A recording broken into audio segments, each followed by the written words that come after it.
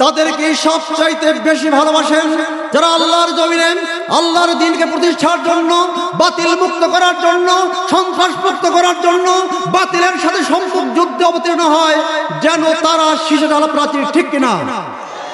আপনারা দেখেছেন বৈষম্য বিরোধী আন্দোলনে আমাদের ছাত্র, আমাদের সন্তান আবু সাঈদ নিরস্ত্র অবস্থায় খালি বুকে পুলিশের সামনে তার বুককে পেতে দিয়েছিল, ঠিক কিনা? আমরা বলতে চাই, বাংলার এই জমিনে বৈষম্য বিরোধী আন্দোলনের মাধ্যমে সে জানিয়ে দিয়েছে আবু সাঈদ বাংলার জমিনে একজন শ্রেষ্ঠ মুজাহিদ। আমরা বলতে চাই, বৈষম্য বিরোধী আন্দোলনে বাংলার যে তামাম ছেলেরা জীবন দিয়েছে, মেয়েরা জীবন দিয়েছে, শাহাদাত বরণ করেছে, আহত হয়েছে, সবাইকে রাষ্ট্রীয় মর্যাদা দিতে হবে। আমি আপনাদের আফগানিস্তান নিয়ে যেতে চাই। আফগানিস্তানে এখন সেখানে তালেবান সরকার প্রতিষ্ঠিত আছে, আলহামদুলিল্লাহ। কি সরকার? জোর বলেন, কি সরকার? তালেবান মানে হচ্ছে ছাত্র, তালেবান মানে হলো ছাত্র, ছাত্রদের সরকার আফগানিস্তানে আছে। আমার বাংলাদেশে 2024 সালে তালেবান সরকার প্রতিষ্ঠিত হয়েছে, আলহামদুলিল্লাহ। আমাদের এই আন্দোলনের এই অন্তর্বর্তীকালীন সরকারে দুজন সেই ছাত্র সমন্বয়ক সেখানে স্থান পেয়েছে। তার মানে বাংলাদেশের এই সরকার তালেবান সরকার। রাসূলুল্লাহ বলেছেন, তোমরা জ্ঞান অর্জন করো, seek knowledge from the cradle to grave, জন্ম থেকে মৃত্যু পর্যন্ত জ্ঞান অর্জন করো।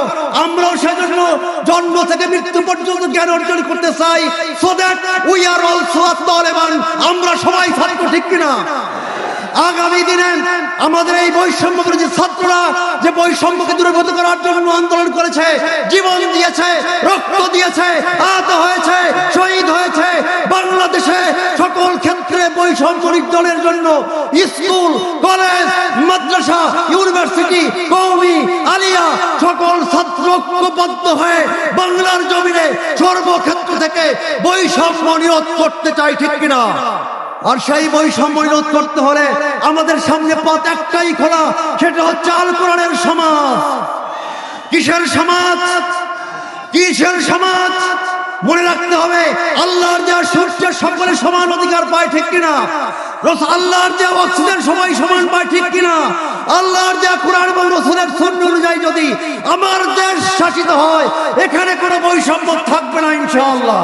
আসুন আমরা স্লোগান দিয়ে শেষ করি, নারায়ে তাকবীর, কোটা না মেধা, কোটা না মেধা, মামুনুল হকের নির্দেশ, শান্ত রাখো বাংলাদেশ, শান্ত রাখো বাংলাদেশ।